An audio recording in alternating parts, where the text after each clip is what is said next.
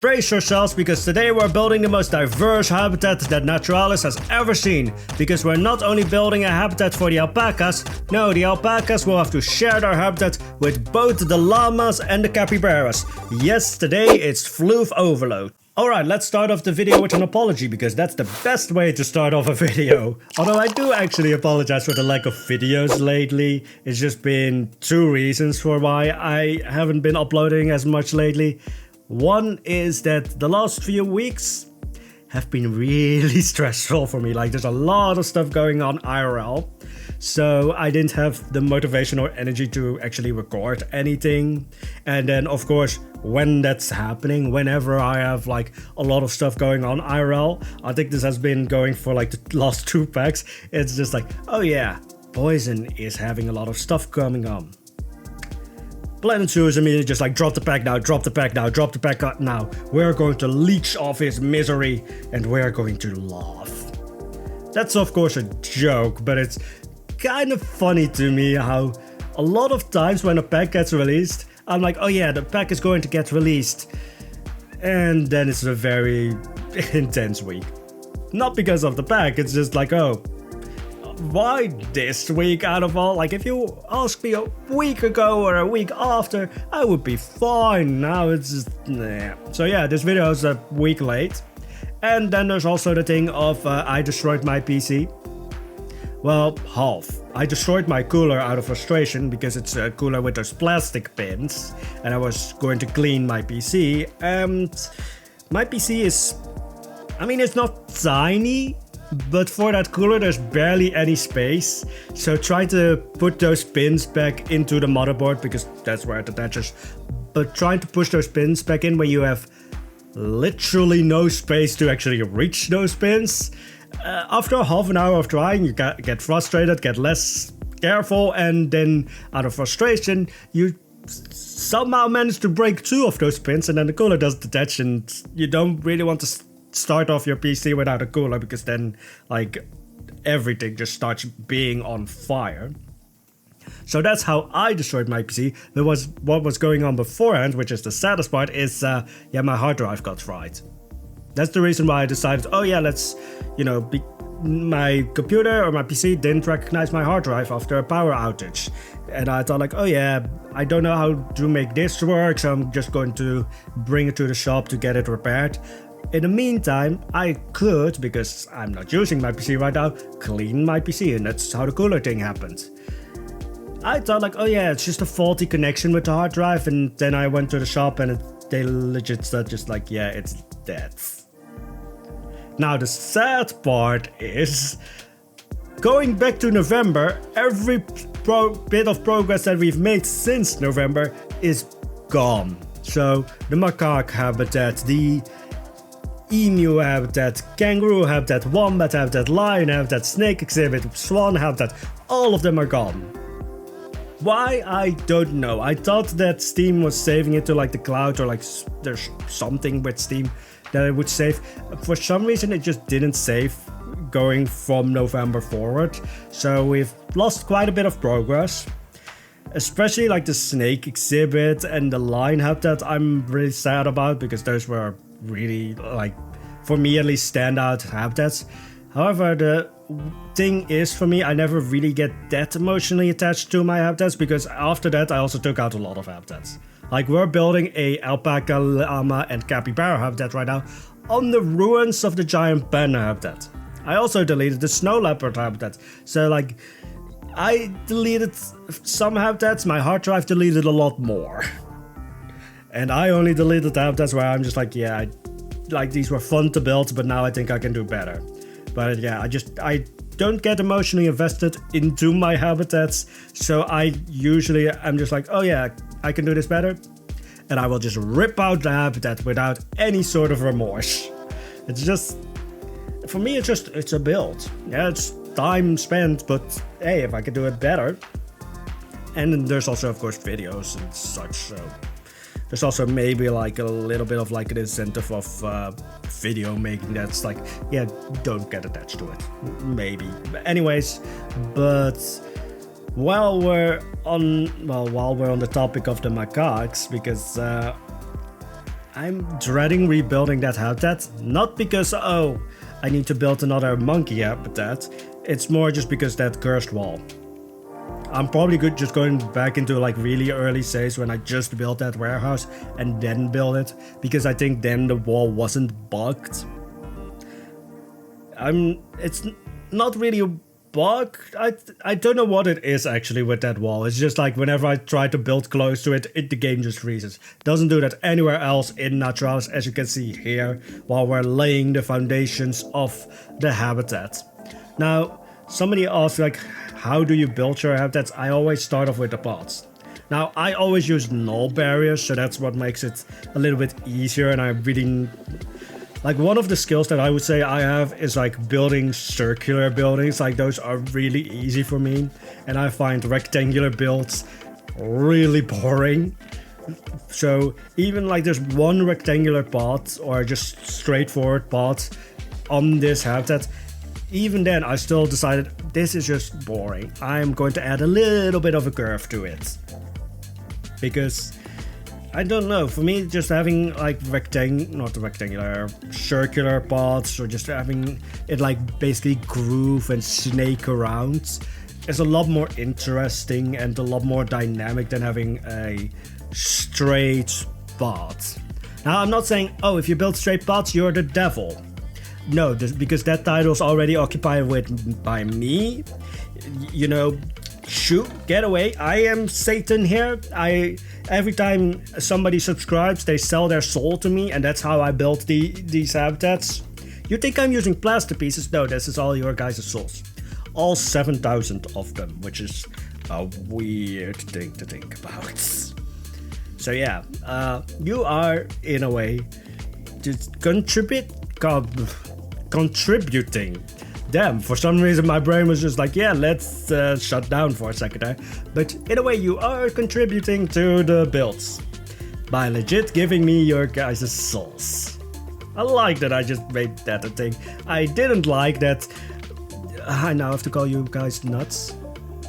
That was literally just like a very late night thought of me. And yes, this is relating back to like the community post where I said, oh yeah, at one point I was actually thinking of calling you guys, instead of the Squirrel army, calling you guys nuts. Because, you know, Squirrel, nuts, makes sense. And then I could say like, oh, my nuts have made these great comments, which to me was really funny, and now I'm just like, why?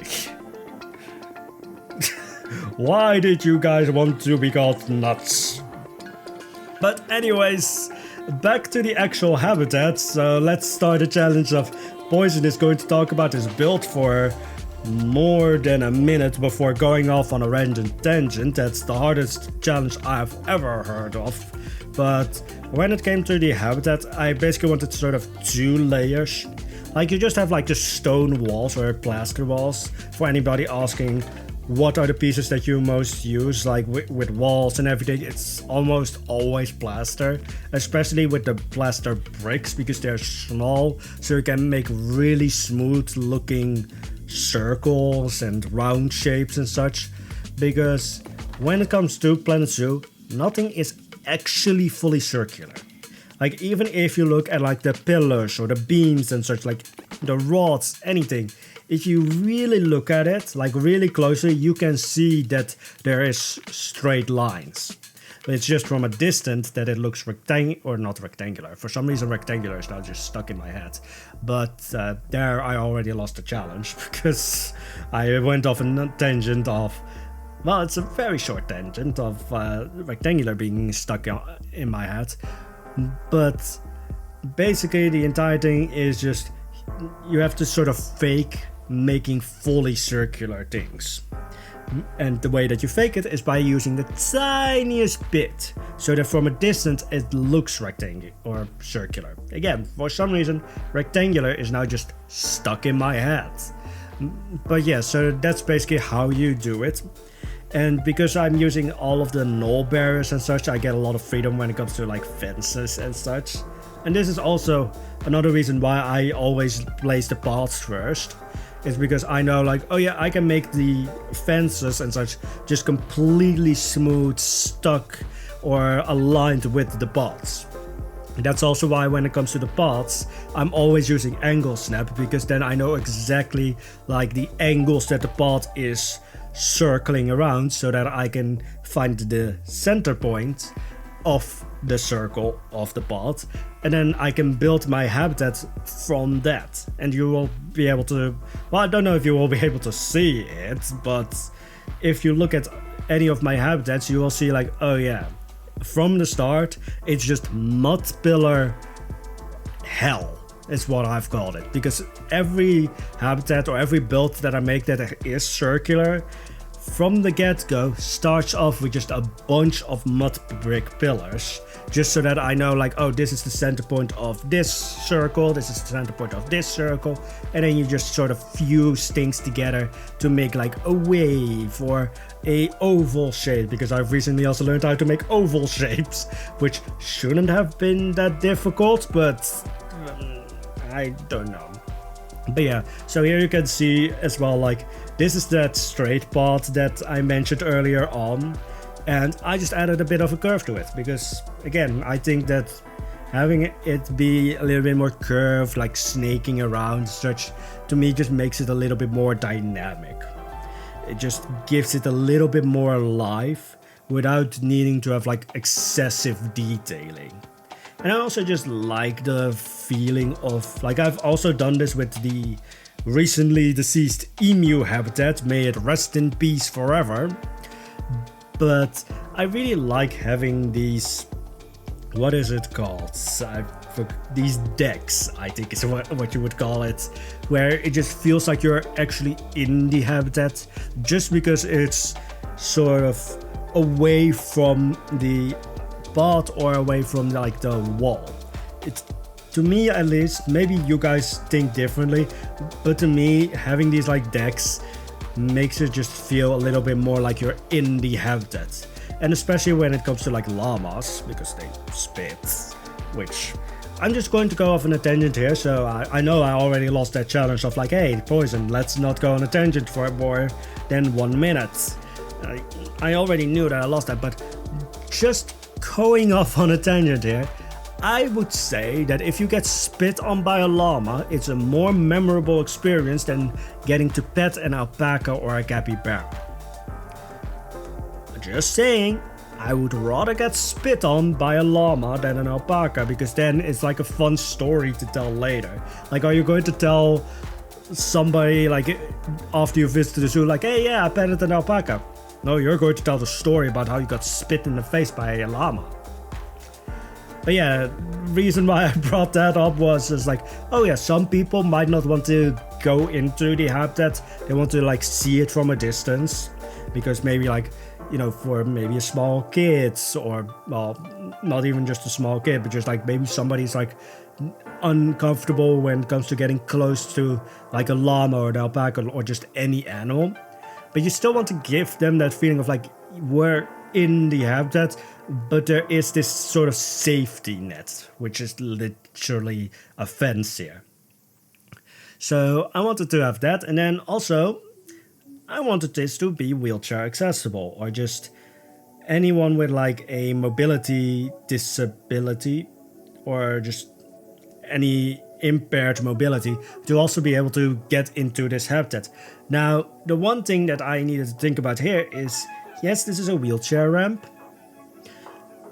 Animals will also be able to get up this. Like, realistically, like, I know that like the movement in Planet Zoo, like, you have this, like, every animal has a hitbox which determines where they can walk and where they cannot, which is sometimes a little bit weird because then they can't walk through a bit of grass or something. But in real life, the llamas and the alpacas, even the capybaras, would be able to walk up this wheelchair ramp and would be able to get out. Like, a staircase might deter them a little bit more, not completely, but might deter them a little bit more. But a wheelchair ramp they will just see as like a hill that they can walk up to, and then they can get out of the habitat. So then I had to look, alright, how can I deter them? So then I found the cattle grates, I think it's called, or cattle Like basically, if you ever have been in a zoo, like one of these areas, or if you have actually ever been on a farm where they have like fenced off area for like cows or such, you might have seen them where it's just like sort of a bit in the street or a bit in the path where there's a grate, and then underneath the grate there's a little bit of space, but because the animals don't want to go over that grate, they won't. As soon as they figure out like, oh, this is not dangerous, they will try and get over it. I think I've heard or read that sheep sometimes figure out like, oh, I can get over it, and as soon as one sheep figures it out, all of them are gone then. But this is pretty much just like, oh yeah, we're going to build one of those grates on the upper side of the wheelchair ramp, just so that it deters the animals long enough that if they ever try to get out, somebody from staff can be informed to kind of wrangle the animals back in. Because that's, I don't know if this is always just a thing, but I always think like when it comes to these like walkthrough habitat, there's always a chance that the animal will be able to get out by the way of where the guests would enter. So it's more just like, alright, this is going to deter them long enough that somebody from staff, and most likely there will be like a staff post close by this habitat, just that if they ever try to get out, the staff can like wrangle them back in. And I mean, you can't really like look over a llama, or just like a llama is pretty big. I didn't realize that they were really big until I put them in this habitat. The same thing happened with the lions. I'm just like, yeah, I've seen you as stuffed animals and in movies, and that's it. And then I put you in Planet Zoo, and I thought you were the size of like a pony, and you're the size of a horse. Again, you should never come to me for like, hey Poison, do you know anything about this animal? I know it exists and that's it. It's the same thing with a PC. I know how to turn it on, barely. I know how to destroy a cooler because I almost yeeted that thing across the room. Yeah, when you get frustrated to that point, you just want to yeet the stuff. I almost did. Thinking or looking back at it, I could have done that because it was already broken anyway, so I could have just yeeted it across the room. But then I realized there's a lot of pricey stuff in my room, and I didn't want to destroy that. Yes, if there's one thing that can hold back squirrel rage is my Dutch stinginess. It's just like, I don't want to spend money replacing this stuff, and maybe this cooler can be repaired. And that would probably cost less, so yeah. Anyways, then we're on to building the actual habitat building or sleeping area, or I really don't know how to actually call this. This is just like, yeah, it's a building. This is where actually there's like a sort of staff point here. I couldn't actually build the actual like staff building in here, but if I could have, I would have done that. But this is basically, as I said, like, oh yeah, the staff here is nearby. Just in case any of the llamas, I really just think it's going to be the llamas. Like, alpacas just look chill. Capybaras, I would say, oh, there's nothing going on behind the eyes, but capybaras just feels like there's a lot going on behind the eyes. They just don't give a crap about anything that's happening around them. Like, have you seen the pictures of them just chilling with a crocodile? They don't care. I really thought like, oh, it's because they're like really, well, not ferocious, but like they know how to defend themselves and such. And then I read somewhere that I think mostly because they breed like rabbits, so they just don't care, because if you kill one of them, there's like 5 more to replace them. Don't know if that's accurate. And again, if I ever say anything that sounds even slightly insightful, no. I'm a bumbling idiot who somehow is able to put pieces together and make buildings. But, so, as I said, yeah, I think that the llamas are probably the most mischievous. Maybe they're not. Maybe I'm just completely misinterpreting an animal, but llamas just have something mysterious, something mischievous about them. Like what's happening there, like behind those eyes. Again, getting spit on by a llama is a more interesting story than petting an alpaca. But yeah, so I basically just wanted to make interesting shapes when it came to this building. And this is also another reason why I lay out the paths first, because it forces me to make those shapes. So here it was just like, alright, this is the corner bit, this is where the building needs to be, because otherwise it was obstructing sightlines. So, alright, let's try and figure out how to make this building. Let's figure out how to make this building in the style of the rest of the central area. And the central area is really just like basically every North or South American animal that I want in Naturalis is going to be here, which means only the macaques are going to get added after that. It's just because I don't want to build on Naturalis forever, so I'm not going to have like a South or North American section. All of the other continents or areas are there. It's just like, yeah, let's don't do that one, because Poison likes being slightly mentally well. Yeah, that feels like a lie, but maybe it's just because I'm impatient and yeah, building on Naturalis for 2 years doesn't sound like something fun, even though we're probably going towards that because I don't have any self-control. But yeah, again, back to the actual building, because I went on a million tangents right now. Hey, if you like this video so far, don't forget to hit the like and subscribe button. Head there, done my YouTuber due diligence, and then I immediately ruined it by just not understanding English grammar or spelling. But anyways, when it came to the actual building, I was just like, alright, let's have feature walls. So the main wall facing the habitat is that feature wall where it's just like it's sticking out, it's a different material, it's a different color, it still blends in well, but it's definitely like this is the wall that is supposed to draw your attention from inside the habitat. And then I decided, alright, I also want to have area or the window, because there's of course a viewing area into the building. I also want that to be interesting. And this is also where I decided to add the capybaras. Yes, this habitat was originally only going to have the llamas and the alpacas. And then I decided, no, it's large enough to also have capybaras. Just quickly, it was not. Like the levels or the, I think the capybaras have just a little bit too little of water space, and I think the llamas have a little bit too little or not enough floor space. So there's that. So if anyone ever asks like, hey, how do you determine like the size of a habitat? I do not. I just force the animals in there, and then I make slight tweaks. So when it came to the capybaras, originally, as you can see, there's only that middle like water section or that bottle. But then I realized, oh yeah, with everything that's going into it, this is far from enough. So when it comes to building habitats and such, I'm just like sort of eyeballing it. I know like, oh yeah, this is sort of that size, this is sort of that size, and then I eyeball it.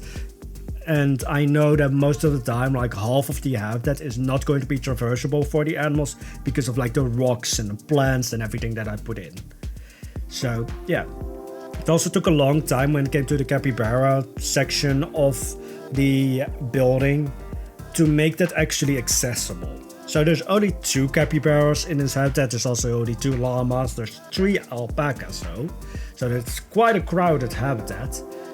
But for some reason the capybaras, they are like giant guinea pigs. I always think of capybaras as just giant guinea pigs.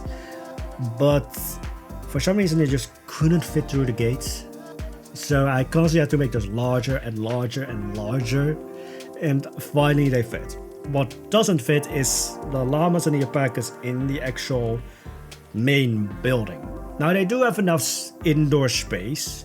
It's just right now I'm building like those sort of fenced off areas where you can keep the alpacas or the llamas individually, even though there's only 4 and there's 5 like hoofed animals here.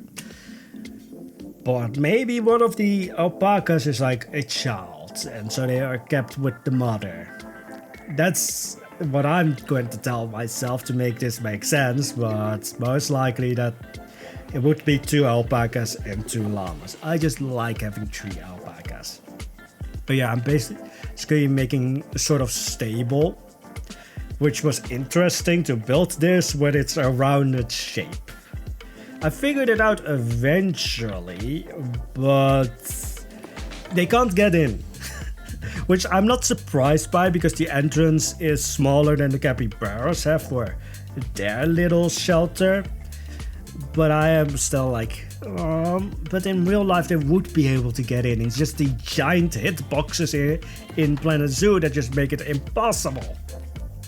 But yeah, I just made it stable because that makes sense for these animals. Like, you want to occasionally be able to separate the habitat or the animals, like in case of like, oh, maybe an animal gets sick, so you want to separate them so you can provide medical care, or maybe just like when you introduce an animal you want to keep them separate for a bit before you fully release them. Because I think I mentioned this in the emu build, but I saw an emu get released to like a larger group of emus, and it was like a chick that got released. And then the emus just started kicking the child, and they immediately had to like run and get that chick out, because the other emus would actually kill it if they were allowed to do. So yeah, you kind of want to just gently gently just make the animals aware of each other and get comfortable with each other before you fully release them to each other. Because at the end of the day, even though this is a zoo, even though the animals are probably a lot more comfortable with humans than any other animal in the wild, it's still a wild animal. So you don't want to get close to them in a way that like, well, basically you want to be aware that like they might act unpredictable at times. Like maybe even like for staff of the zoo, you always have to be aware that like an animal could react differently to certain behaviors than they did in the past. Like, you might try to feed them and then suddenly they bite you because it's a wild animal. You never know what's really going on or behind those eyes. Maybe they're just in a bad mood. Maybe you just pissed them off for some reason. Or maybe they're just like, this is funny. What animal would actually do that? Just because, I mean, a lot of monkeys and apes would probably do that, where they would just like mess with people just because they think it's funny. Do animals actually understand humor? Like, I'm saying like, oh, because they think it's funny, but then do they even understand what funny is? And now we're going on to a deep dive of like, what emotions can an animal know? Monkeys and apes probably would be able to sort of figure out like, or sort of know like humor or things being funny. I would also actually think of elephants as that. Like, elephants are smart. I'm really happy that the elephant habitat didn't get deleted. But yeah, back to the actual build. So I wanted the roof here to extend. This is also the largest portion of the video now that I look at it, because I get to view all of the clips after. Also, this video would have been possibly 60 minutes. I built a lot of small stuff. The small stuff that I showed you that I built are the stables, but I also built like a fire extinguisher and like education boards and such. But this is the largest portion of the video, the roof. And it's a flat roof, which I don't understand why is it so long. Maybe I'm going to see this right now, because I built and then I forget what I built. It's the same with voiceovers for me. I'm just like, I record, I save, I edit, what did I say again? And then some of you guys bring it up and then I'm like, I have to... Where did I talk about that? I don't know. And that's literally just the sound my brain makes when, like, here is a fun thing for you guys to do. Pick a random spot in this video, comment about what I say there, and you will just fry my brain.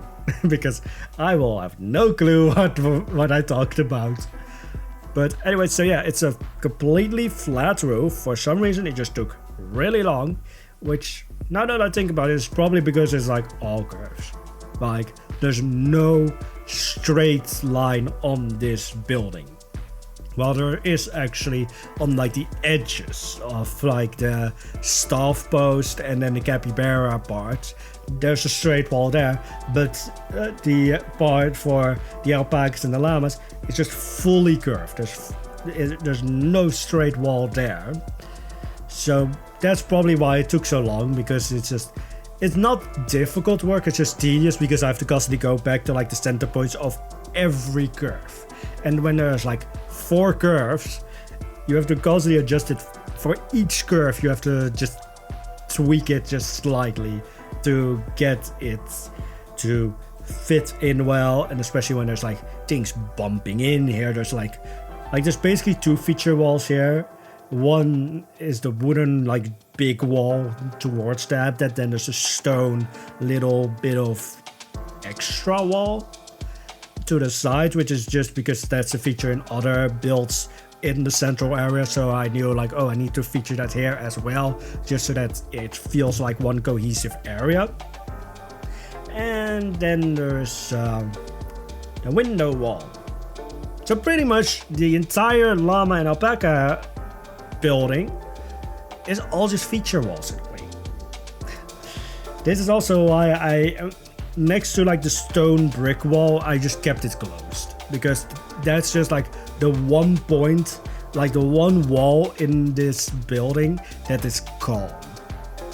Because there's 3 feature walls and you want to have like a little bit of an area where your eyes can just rest, because if everything is a feature wall, then nothing is a feature wall. That's also why I didn't add any windows on like the stone brick part, just so that there's one area that's a little bit calm. Even though that stone brick is a feature in itself, it's just like a calmer feature, if that's the best way to describe it. But yeah, I really like how this turned out, and I really like how this was built on the place where the old giant panda habitat laid, and I am so much more happy with this. It might not be as impressive as the giant panda habitat, but it's a lot more cohesive, and in like the grand lines, like the grand plot of Naturalis, this build just fits in a lot better. And that just makes me happier. Just to be able to look at like the central area, or look at any area of Naturalis, and just be able to say, oh, this makes sense. Like, this is the same style, this is cohesive, it's not like very jarring how like sometimes like going from habitat to habitat, like the giant panda habitat next to like the grizzly bear habitat, and then the, what is it, sheep habitat. It was just such a stark contrast that all of the habitats just looked worse for it.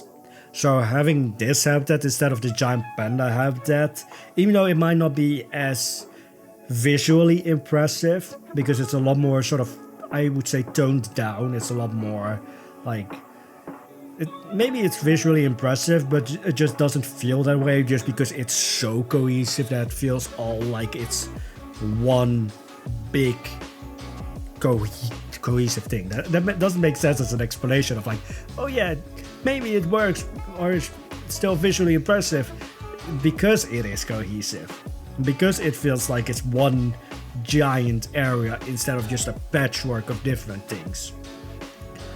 And that's just what I like. It might not be as visually impressive, but makes me happy.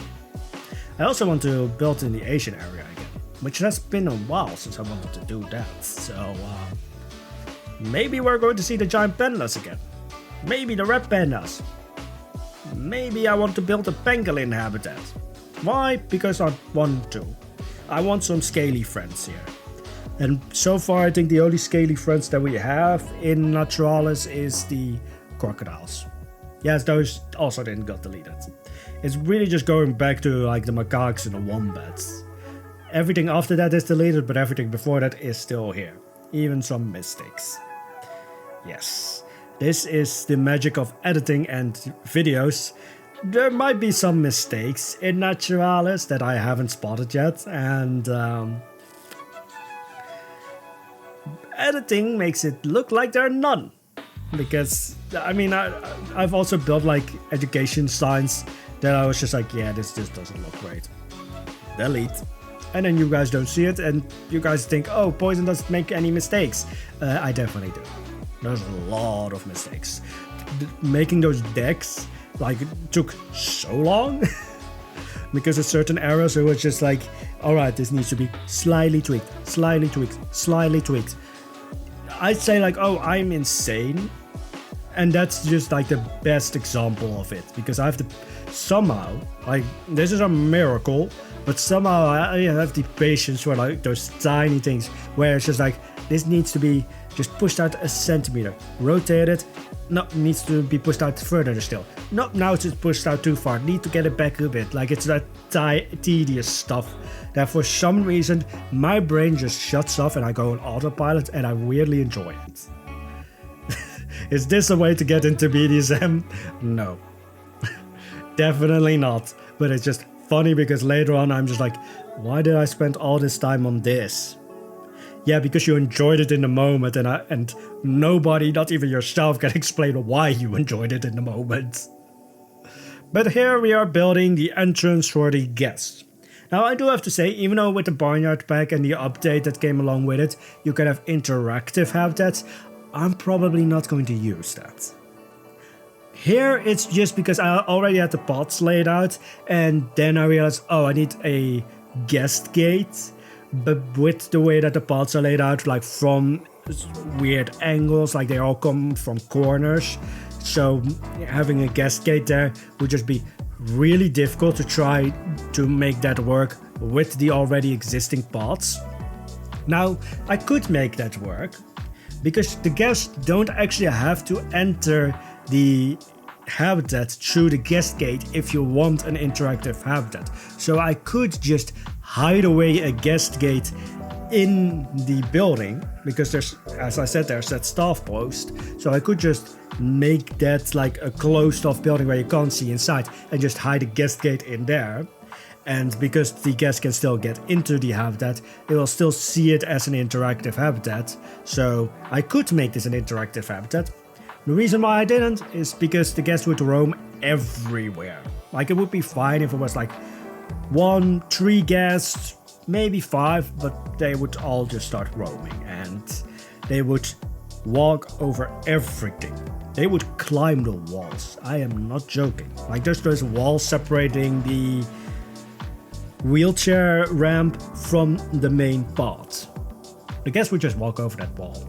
And I was just like, I know I'm almost never going to play with guests, but for some reason, this just annoys me so much that I'm not going to do this. It's such a weird thing for, again, I don't play Naturalis with guests, because I still believe that having a lot of guests will impact frame rate. I think that has been slightly disproven, but I'm not sure, and I don't want to tempt fate. I've already tempted fate enough, and I got punished for it because my hard drive is just fried. I have a new one now and everything, but yeah, I'm probably not going to make interactive habitats. It's really fun to build them, and it's fun to see the habitats work and see the guests interact with the animals and such, but for some reason it just like, it tickles that part in my brain where it's just like, no, Poison, no. It's a really weird thing. Anyways, back to the actual guest entrances. So this is also where I had to figure out, oh, how do I make it so that the gate for anyone in like a wheelchair or who needs that wheelchair ramp, how do I make it so that that's easy to get in, get out, without having to need somebody to open the gate for you? Because here I couldn't do this without a gate. Like with a lot of wheelchair ramps, well, actually this is, I think, one of the first, if not the first now that the macaque habitat is gone, but this is the first walkthrough habitat now. Yes, it's also in the lower area. With the macaque habitats, I didn't need to make a wheelchair ramp because that was all ground level. Like that, there was no like stairs, there was no height differences there, so you didn't need a wheelchair ramp there. Here I did. And then I had to figure out like, yeah, I want anyone with like limited mobility or impacted mobility of any kind to be able to access at least 95% of Naturalis. How am I going to do that here, where they need to go down or where there is a height difference, but there's also animals that would escape if it's just an open access point? So basically what I did, I always said I used those like cattle grids, but then I made a fake version because those also work. Like a fake version is basically you have like white lines with I think yellow lines in between or dark lines in between the white lines, basically like a zebra crossing almost.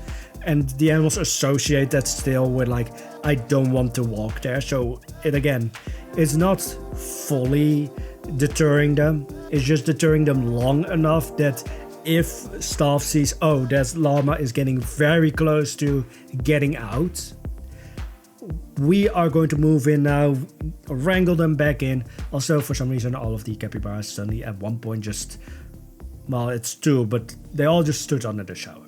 Just a quick note there. But yeah, it's just long enough that staff can step in. But then I also made those like checkpoints, I would say, where if you have limited or impacted mobility, you usually or will probably get like some sort of card at the entrance. You can scan the card at these checkpoints, and then like gates or like elevators, or in this case wheelchair ramps, will open for you, so that you're really incentivizing like, oh yeah, this is really for those people who really need it.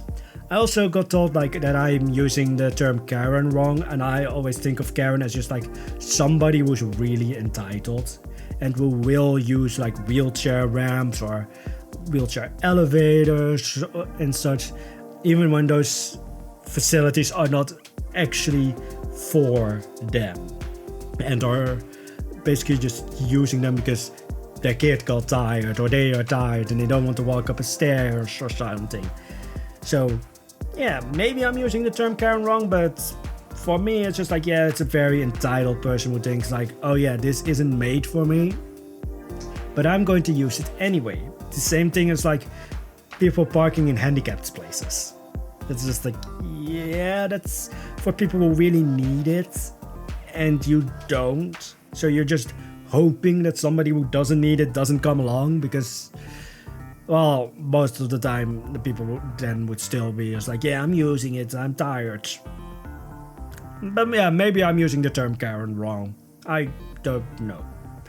I'm just using it just for a general entitled person.